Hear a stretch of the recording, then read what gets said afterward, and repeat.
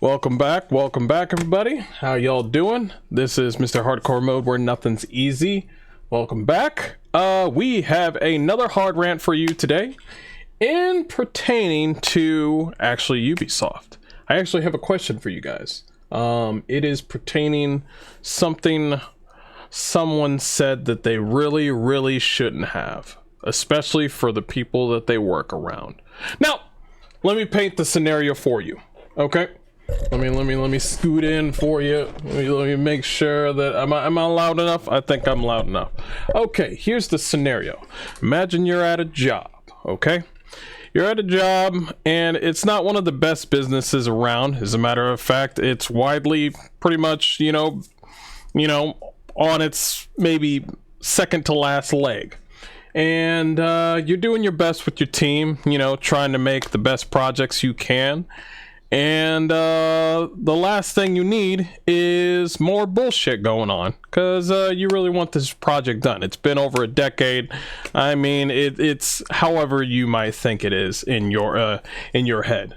Well, your boss comes in, notices your work, checks it out for probably 30 minutes, maybe 15 minutes, checks it out and says, "This is the best thing that I've ever seen." And you're just like, good, awesome. That's what you want your boss to say. You don't want any hiccups. You don't want any things going on with your said project, with your team. And that's the last thing you need right now, because pretty much everybody out there, any consumers, you know, you've heard pretty much everything scrutinizing your job. Then your boss goes outside where the customers are, and he says, "This is the best business of all businesses out there, period." Now, everybody with a brain cell knows that that business is it had its good run, but right now it ain't doing too good. Everybody knows what's going on. Everybody realizes that the projects that your job has been bringing out have been lackluster, and for your boss to say something stupid like that when you're just about done with your project, everybody laughs at you. Consumers are just like double, quadruple A content. Now we know AAA. You know your Destiny 2, you know your COD, you know everything under the sun when it comes to video games that are of higher quality. You know your God of War, you know your Naughty Dog, you know your EA games, you definitely know your EA games. And you know these games that come out pretty much yearly. Those are your AAA games. Basically, what's going on right now is the Ubisoft CEO defends Skull and Bones and defends its $70 price despite its live service leanings and calls it a Quadruple A project. Now, we're all no stranger to microtransactions. We're all no stranger to $70 games right now. We're also no stranger to $70 games with microtransactions. Diablo 4. Hey, how you doing? What's up? How's it going? How's the family? Here's the dealio right now. I don't know why this man said this at this exact moment. I don't know why. After a decade of this thing being made, this game was supposed to come out when God of War Ragnarok came out. You remember that game, God of War Ragnarok? It came out with a DLC too. Skull and Bones came out after Ragnarok and the DLC. All these other games are out right now. Some of them early access, but all of them are pretty good games, especially Palworld. You know that game, I know it. And for Ubisoft to come out and say, hey, you remember that game that you played back then, Black Flag's our best game, where we ripped that assassin shit out, and we took the piracy shit and we shoved it in one game, and everybody under the sun believed that's cool, but can you bring the other stuff too? And then everybody's like, no, the Assassin's Creed part? No, you idiot. We would like to go out and do pirate stuff. We would like to walk on land. We would like to do cool stuff. We would like to have some cool blades, maybe some guns, some cannons, walking around the world with your homeboys in the back, looking for buried treasure and doing some badass stuff. You don't get that here in Skull and Bones. You are in your ship permanently. When you are outside of your ship, you go to a hub, much like Destiny 2 hub. You know that hub. You go up to a vendor, they talk to you for a little bit, they give you the little whole like, the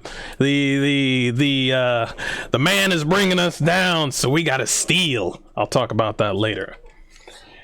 That is pretty much the gist of it. When you go out there and you destroy ships, what am I doing right now? Let me just show you what you get in this game. This $70 plus game. This let me get it again. This $60 or $90 game, or early 3-day early access premium extra 2 missions, art books, sound smuggler pass tokens, $17.99 a month Ubisoft pass, join now, extra games bullshit. This is what you get in Skull and Bones. When you come out and you're like, yo, the gameplay matters. What kind of gameplay am I getting in this game?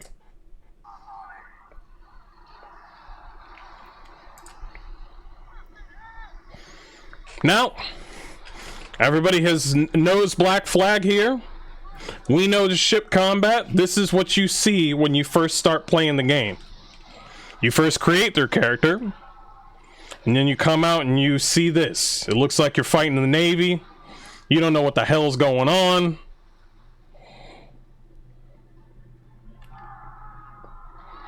You don't know these people in this ship. You don't know why you have this ship. You're just shooting ships. Now, mind you, this might be cool.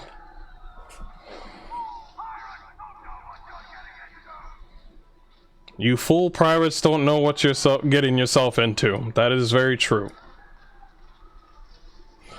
Alright, we're going to move forward a little bit because your ship is destroyed. You get your ass whooped by the Navy. Then you make your character right here. Now, I gotta be honest with the character creation in this game. It's all right. It's all right. I mean, it's not gonna win any awards, but it's all right. Now, of course, when you're playing Skull and Bones, you start with nothing.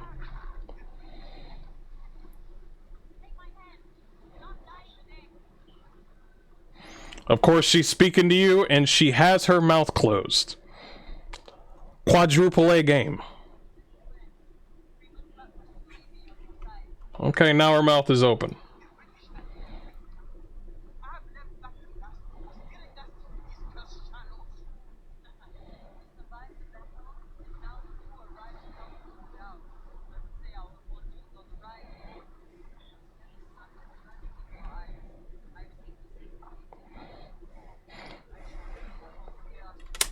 Now, in these cutscenes, you pretty much are seen in first person. You see characters, they're talking, you know, they're moving, they're doing their thing. They're actually nicely designed, but you do not do any sort of movement.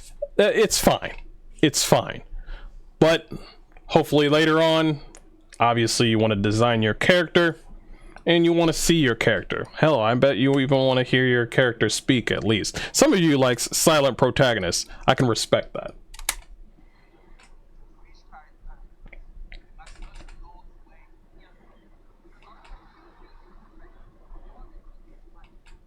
Oh.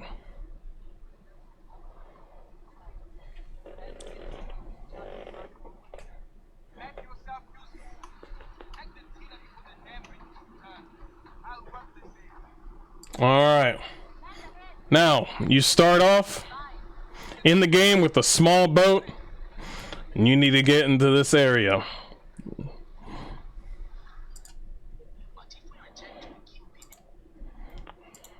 Now, when you're in here, this is how you see things. You walk around. The world actually looks nice, but it's not really, the HUD is not that big. You just go up to a person, you talk to them, they're pretty much a vendor. You also see other characters. Really brings in the immersion, doesn't it? The ship was as overburdened as a pregnant sow. We may have lost the British ship, but also the race against these cursed enemies. See now, the Exeter's guts spilled across these shallows, and I'm surrounded by drunken sluggards who believe they are doomed to this hellish rock. And where were you, Captain, while the Exeter was hounded by British frigates? No doubt. So they're just going to give you exposition over exposition, and we're just going to move on. We need to know the gameplay. Alright. You're pretty much going to be doing the pirates deal. You're going to figure out how to get a ship and a crew. You pretty much start with nothing. This I kind of like. This whole survival-esque kind of thing. But it needs more. It needs more. Nobody wants to do a walking simulator on water. You see what I'm saying? You want to get in there. You want to steal shit. You want to know the funny thing is, if they did things on land, doing things with a 3-person group, you know, you're trying to get money, go out and steal a bank or something like that. You know what I mean? Do a heist. Do something clever, you know? You start off small, and then if you want to get the big bucks, you get your crew first, you get your big ship second, and then you get a ship, and then you attack the navy, you attack merchants, and then you get the big money. That's right. You've been attacking, you've been a petty thief, you've been stealing, you've been robbing, you've been laundering, all this stuff. Stealing treasure, all that stuff you had to do by hand with just 3-4 people.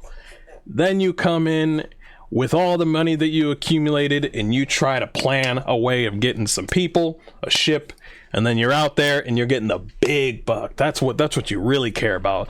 You are a pirate. It's all about that fucking loot. Now, the narrative of this game is pretty much saying like, yo, the corporations, they have too much power, so now we gotta steal, so it's kind of their fault. Shut the fuck up. We just want to be pirates, and we just want to steal. I want a peg leg. I want 2 pirates on my pirates, just 2 giant burly men on my shoulders. 2 parrots on my shoulder, and I got 2 eye patches. I can't see shit. And they call me Leggy McGee or something like that, because I got 2 peg legs too. That's what I want to do. I want to have some character on my character. And there's got to be that level of, man, I earned this loot. Yes, that's what I got. I earned this shit. I earned it. Not battle pass. Not all the microtransactions. I don't need boosts. I want to steal my shit. I want to know things in the game. Not no shop. And take it bit by bit. By hand, by ship, whatever means necessary.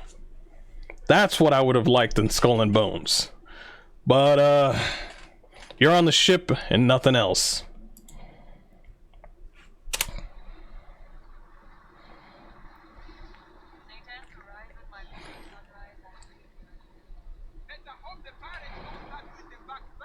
Alright, more expedition. This is your old ship.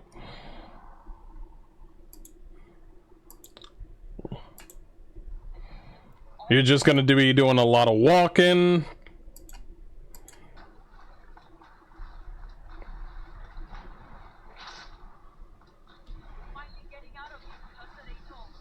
Alright, we're gonna move on a little bit forward. What are we supposed to be doing in this game? Besides just stealing. How do we make our way through all this? Tell me, lay it on me.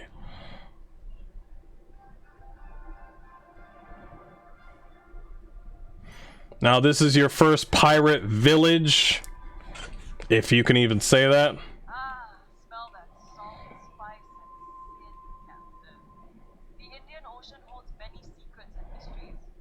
The smuggling den of Satan is one of them. Now, listen. I love a good story. I think stories are very important, but obviously the gameplay is first. But second is the story. When it comes to Skull and Bones, or when it comes to any game, I don't want the characters to talk to me like I'm a fucking tutorial. Like they are a fucking tutorial. I want them to talk to me like, alright man, you're on your own. I got shit to steal. Alright, bye. Why don't you go around and mingle with the local folks? Figure it out. I need to get my own money. Something like that. Not like, bro, we're both pirates. You smell the salt air?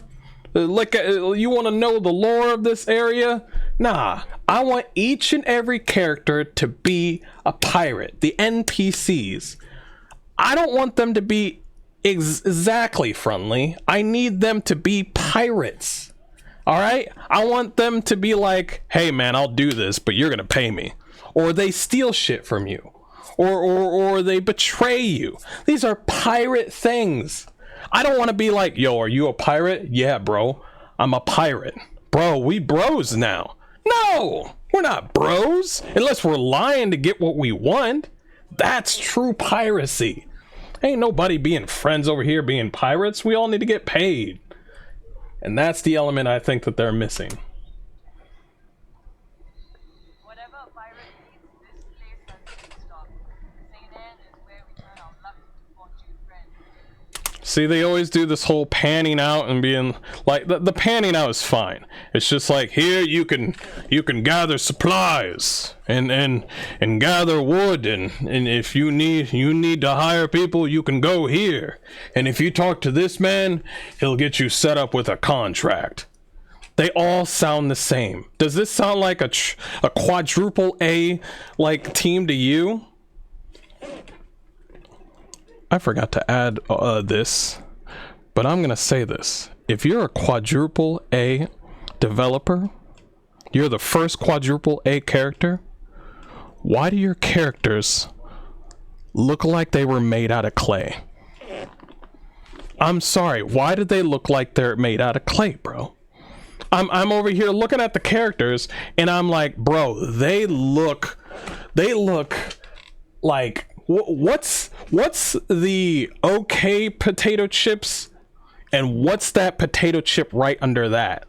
The U-Haul, the U-Haul, not the U-Haul potato chips, the old potato chips that have no flavor. They're flaky, they're salt. It's like whatever, I'll just put it in my mouth kind of potato chips. That's how these characters look, man. I've seen other developers make interesting characters either through art design or graphic fidelity. This quadruple A team, I love you guys. I'm pretty sure you're working your asses off doing the best you can to get a paycheck. But these characters that you got right now, I don't know what you did that whole time that you were working. But these characters, they need work.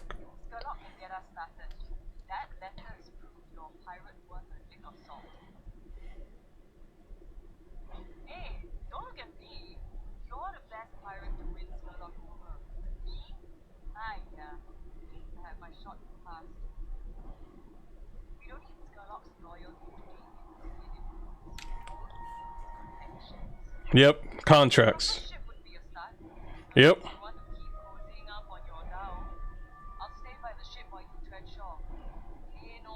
I hope this is loud enough, by the way.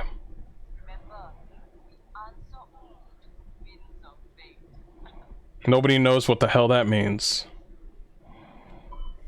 She should have said something cool like, Only the sea is your friend and your enemy. Good luck out there. See what I mean? See how cool that is? The winds of fate? Fuck off. Somebody farting? The fuck?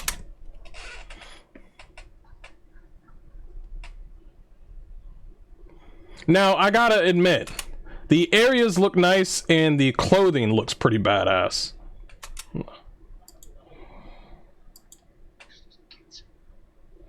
This is the first guy you meet. He's probably going to be more expedition, but we need to go back to gameplay. Oh no. This is what you're going to do. You're going to talk to every NPC every vendor that's important. This is what Destiny does. This is what all live service games do. You go up to them, you talk to them, and they're just like, ah, man. What do you want? You want something from me? Ah, go away. Ah, wait. Before you go, I might just have the job for you. You need to get in. You need men. You need ships. You need supplies. I'll give it to you. But do this one contract first, and I'll set you up. You walk up to every vendor and do the same thing. They're like, yeah, I'm the supply guy. Yeah, I'm the yeah, you need to launder some loot guy. I'm that guy. Well, let me guess. We just saw 2 people. Who's the next guy? Yep, the third guy. Is there a 4th person? Oh, yep. Cool. Wait a minute. A weapon? Hold up. A weapon. Oh, it's a sickle. Oh god, this is sad. So the sickle, this is basically what you do since you're always on your ship. You drive up, or you pretty much, you go up to an island, you see some trees, you go up and get one of these saws because you need to cut the trees just in case you need to repair your said ship. And then you just get the better saw. These are all locked up because why? I don't need to say it, do I? And then you get the better saw, and then you get the better saw, and you need the better sickle so you can get some wheat or for some food, and then you get the better spyglass. What the fuck is this? Why did you lock up both the spyglasses? Does he have like a basic spyglass right now? Does it even matter? And then, sorry, this is locked up, sir. You can't buy the first crowbar. You're gonna have to earn my trust first. You have to go through 6 missions, and then when you're done with those 6 missions, I have a mission for you that will get you into the next tier. Man, thank you for finishing that mission. Here's your crowbar, sir. Fuck off, man. Locking crowbars. I've never seen that shit in my life. Crowbar in any game would be your first weapon. I'm getting mad. I'm sorry. We're moving on. We need to move on to gameplay. So this is interesting. This is what I kind of want to know. You have a ship with only 3 people and you have everything to lose. Well, you have nothing to lose, basically. Your ship don't got shit.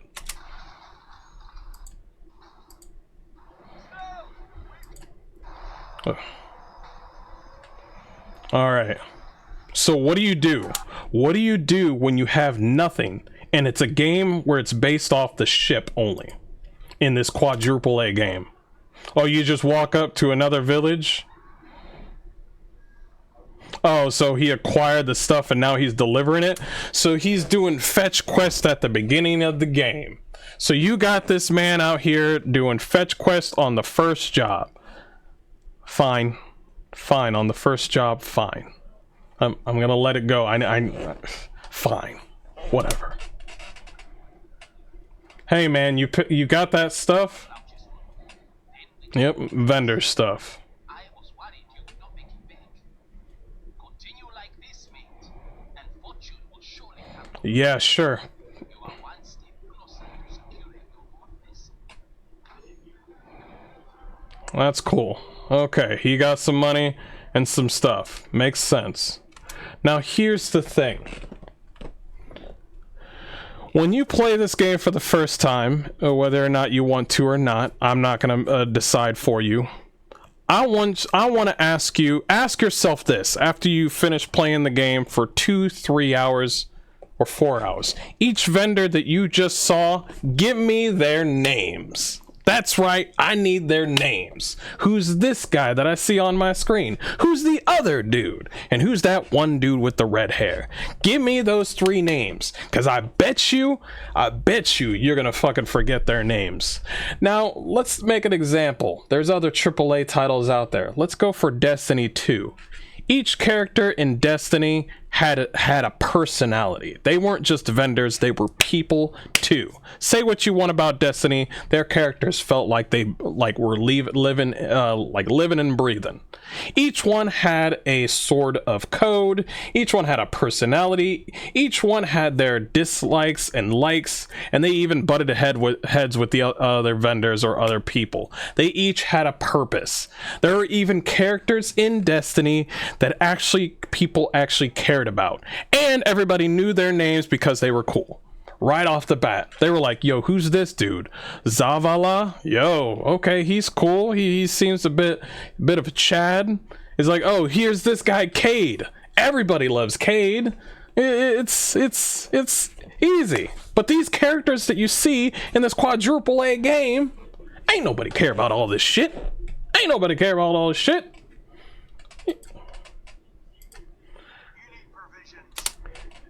We're 38 minutes into this shit, and all you've been doing is picking up stuff and talking to people. This game's doing great.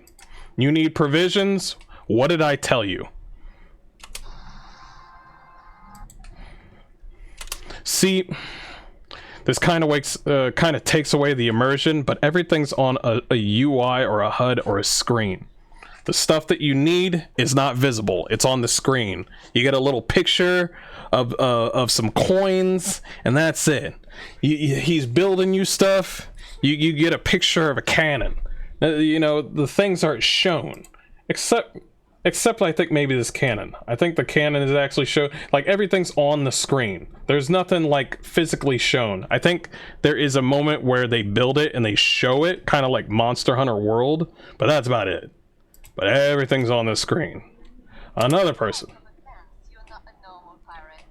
Come, from that is so turn your life around. You're right, thing. Alright, the models suck. But if you want more people to come to your game, Ubisoft, you need to do something, and it's very important. For men and women. She needs to take off that inner green shirt. That's right, I said it. She needs to have a little breathing room in the area. Trust me, you just had a guy with no shirt on, with cuts, bruises, and tattoos. Ladies and gentlemen, love that shit. Now this lady right here, show it, bro. Show it. She's a pirate. She don't give a fuck. She's been around. Let her breathe, bro. Let her breathe. Come on. What happened to all that quality stuff? Let's be equal. Let's all be pirates, and let's just all be half naked. Come on, man. The money's right there. The money's right there, and you don't want to take it.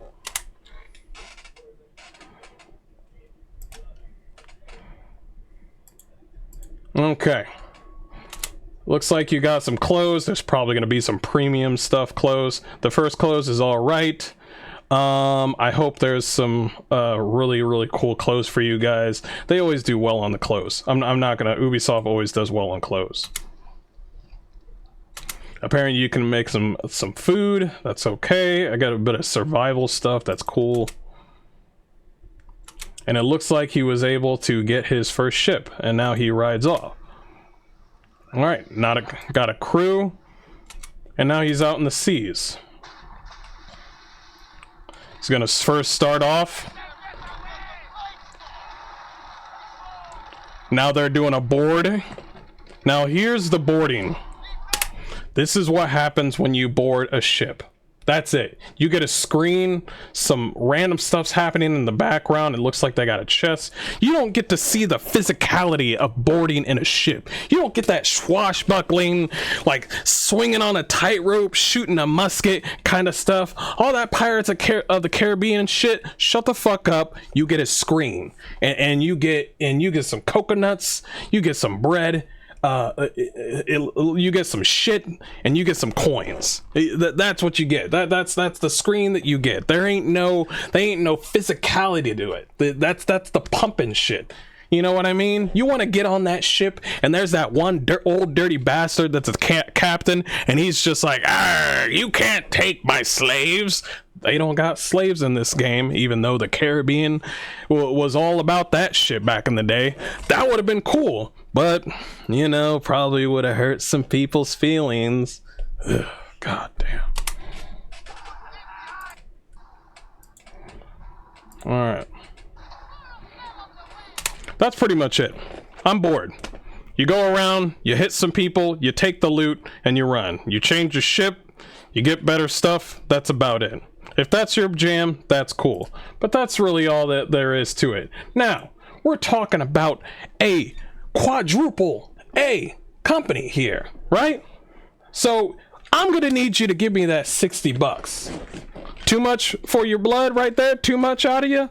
That's fine. I got you, bro. $17.99. Join the Ubisoft Plus, and you get to play that game on and on and on and on until you don't pay that $17.99, along with those other PC games that they got. We're gonna have to turn off that Skull and Bones, man. We realized that you weren't paying this month. What's that? You got a gym membership and you prioritize that? Psst, I get it, but whenever you want to come back, that's fine. Oh, you wanna pretty much the money that you spent monthly for maybe 3 months, that $17.99 built up, you want to purchase the rest of Skull and Bones? So those three $17.99s, those 3 months that you had Ubisoft Plus, you want to differentiate? Nah, bro, you gotta buy the whole game. You want to own the game? You gotta buy that $60, my dude. You actually don't want to do the monthly thing, and you still want to play the game? Nah, bro, you gotta go to that $60, bro. You gotta go to that $60. Or if you're a good, if you're really enjoying the game, I'm gonna need $90, bro. I'm gonna need $90. Don't worry. Your missus won't miss. Your missus. It's just $90, bro. Everybody's got $90. Little Timmy's got $90. Little Timmy opens up his pocket and he's got some lint, some bubble gum, 2 paper clips, and 1 ticket to with 4 stamps out of 5, and he's so close to getting that free yogurt. He's so close. That could be all you. He's so close to getting Skull and Bones. These people don't know you. They know the business. They know numbers. They are here to take money from you. They are not the developers. I'm going to be honest, are the actual people here, and they're working their ass off. I'm going to be honest, but they can kind of be kind of odd at the same time. I don't want to get too much into developers, but I'm going to get into the developers. Okay, developers, your game's boring. I don't know why you thought that this was a fun game. I just showed some gameplay of 40-50 minutes of the first moment that you play the game, and I'm bored. Game looks pretty, but for $90 for a Quadruple A game, I'm gonna need to see more out of that, out of that cash I'm giving you. Quadruple A. Let's read what he said. People will really see how vast and complete that is. Okay, during the Q&A session, as part of the conference call discussing Ubisoft's Q3 sales for the official year 2024, one caller pointed out the Skull and Bones now appears to be taking a more live service approach. Yada yada yada, year one map, they always do this. They love their roadmaps over there. They love their roadmaps. Caller asked why Ubisoft was insistent on charging $70 for the game and potentially limiting the size of its player base, suggesting a free-to-play model may better suit the live service mechanics and give it a better chance of building a community. You're absolutely correct, sir. But here's the thing. Shut the fuck up. We're Ubisoft. We make awesome games. Bro, you know us? We make the Watch Dogs and the Assassin's Creed, bro. We got that Prince of Persia, bro. We on the level. By name, by label, we're Quadruple A. So we're gonna need that $70. You will see the Skull and Bones is a fully fledged game, he said. It's a very big game, and we feel that people will really see how vast and complete that game is. Didn't they say something about very big game last time and people were like, yo, this game's too big? Wasn't it Odyssey or something like that? I love Odyssey, but damn, that game was big. Valhalla, I love the Viking whole mythos thing, but good lord, man. Sometimes you ever get a gigantic burger and you're like, I'm gonna eat the shit out of this. You take 2 bites and you're just like, I'm gonna go to coma. It's like the CEO forgot all the knowledge that he's built up, all that negative, publicity that he got. And he's just, the CEO is not a gamer. The CEO also doesn't give 2 shits about the sexual harassment allegations that they had years ago. Oh, you thought I forgot about that shit? Oh, yeah, I didn't forget about that shit. The CEO is not a gamer. The CEO is about that paper. It's about it. He's about meetings and quarterly earnings, investments, and he's all about securing the bag. This motherfucker will pick up a controller, play a game for 10 minutes, and he's like,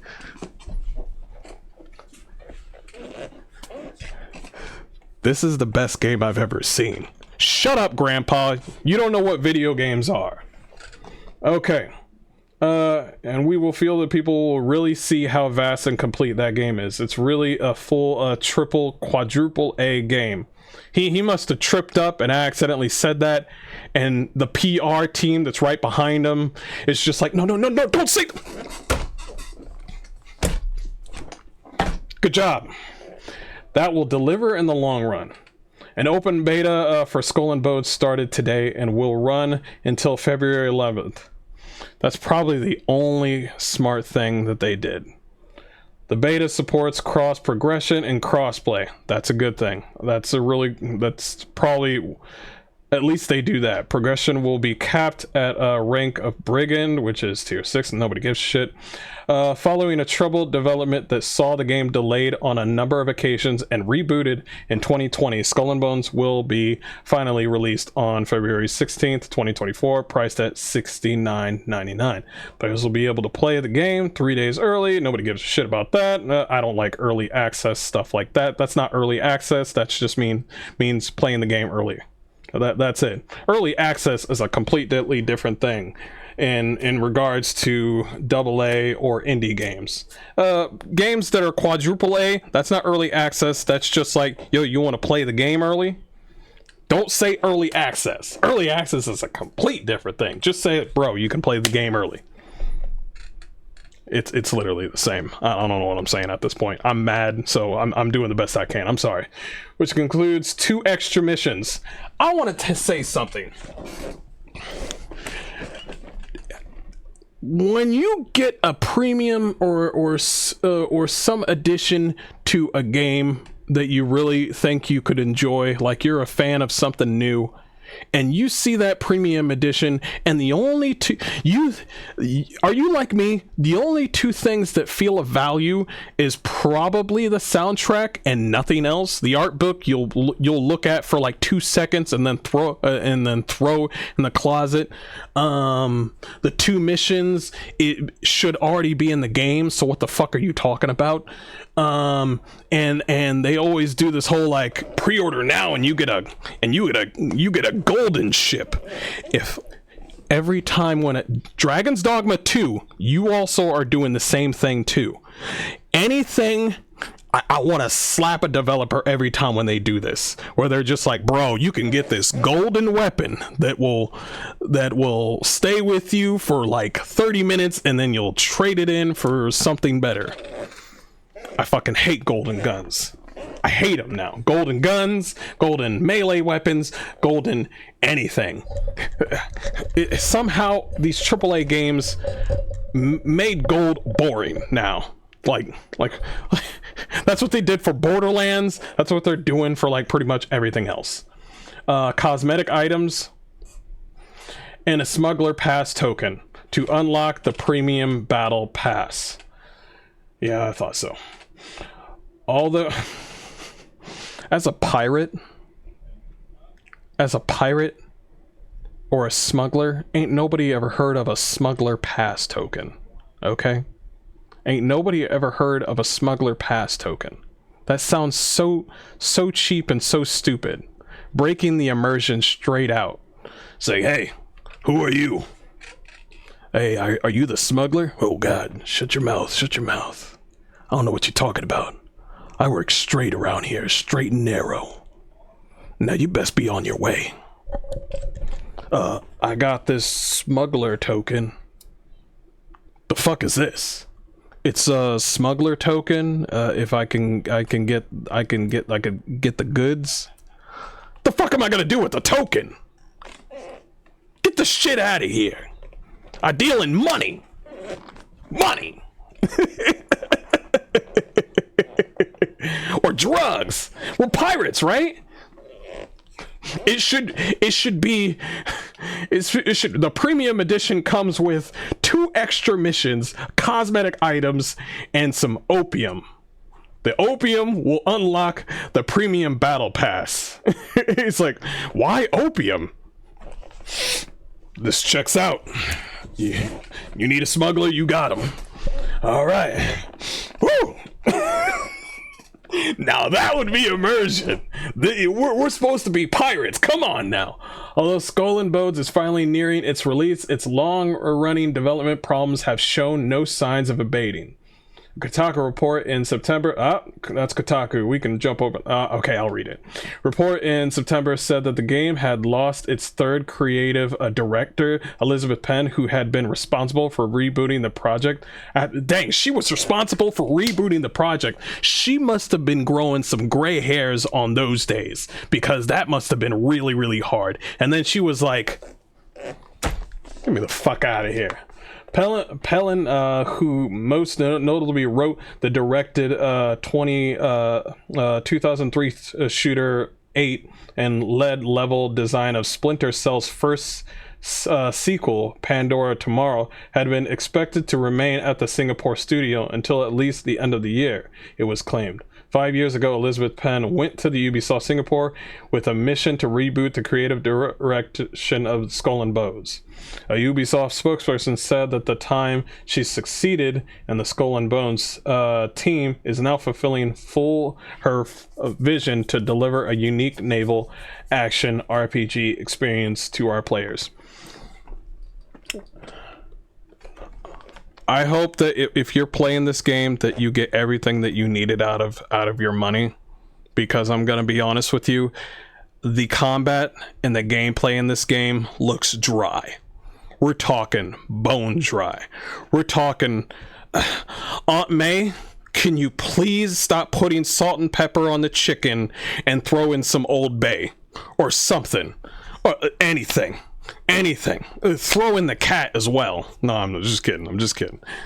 Just any flavor, because I see this combat and I'm just like, when you get into a game, you have to feel like, I bought this, it feels good. The first 3 hours are so important to a game that you purchase, because the last thing you want to feel, just like in gacha games, is like, okay, I just bought something, I hope I get what I want. You don't get what you want, you don't get that SSR waifu, and you just lost $20. Just like this game, you spent $70 to $90 on a quadruple A game.